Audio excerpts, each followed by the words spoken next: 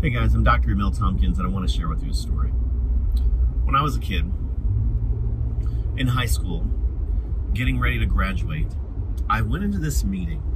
I was in a private school and my meeting was with the guidance counselor, and I had to sit down and talk with the guidance counselor who's a nun, who is, not that that has anything really to do with the story, but who's going to tell me where my future lies, what direction I'm going to go, college, those kinds of things. And so I sit down with my guidance counselor. It's me, my mother, my guidance counselor. This is the meeting. And the guidance counselor says, so what do you want to do when you graduate high school? I said, I want to go to college and I want to be a mechanical engineer. I want to build cars. Long story, that's what I wanted to do. She looked down at my transcript, she looked at me, she looked down at my transcript, she looked at me, she made a face, said, well, I think maybe for you might be better off, being a mechanic or something instead of an engineer. Now, saying all this, there's nothing wrong with mechanics. I really appreciate them because I struggle fixing stuff. But that's not what I wanted to do. I wanted to be an engineer.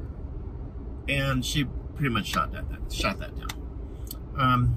Said, well, actually, most of my life, because the mechanical engineering thing, the cars thing, was recent high school stuff. I said, actually, I've always been interested in like healthcare, medicine, being a doctor.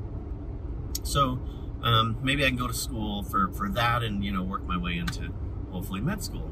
It's like, well, looking down at my transcripts and looking at me, well, I don't know that that's right for you. Maybe like some kind of medical assistant or something, but doctor, I don't think that's going to be right for you. And I was dejected because I only had two things in the world that I wanted to do. I either wanted to be a mechanical engineer or maybe I was going to be a doctor. And so I didn't want much, or I only had two choices, and she told me both of them were wrong and then gave me options that I wasn't really interested in. And so I walked out of this meeting and I really was beginning to feel dejected as I'm walking out the door. And I really got just maybe a couple of steps out of that room, and my mother looked at me and said, don't you dare listen to what that guidance counselor just said, because you have the ability to do anything. Your mind can handle this, and you can do all things. We're a very religious family, so you can do all things through Christ who strengthens you. You can do that. So don't listen to that. And I'm so thankful for her, because if I'd had sat there and really spent a lot of time worrying about that, spent so much time being dejected, who knows the path that I could have been on. Thankfully, not even a month later, found out that I got a scholarship to Iowa State University to study mechanical engineering. Full ride scholarship to study mechanical engineering. So,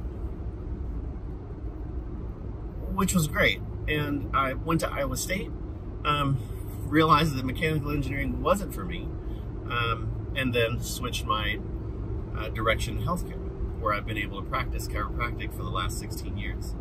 And I'm incredibly thankful for that. Here's why I'm telling you this story.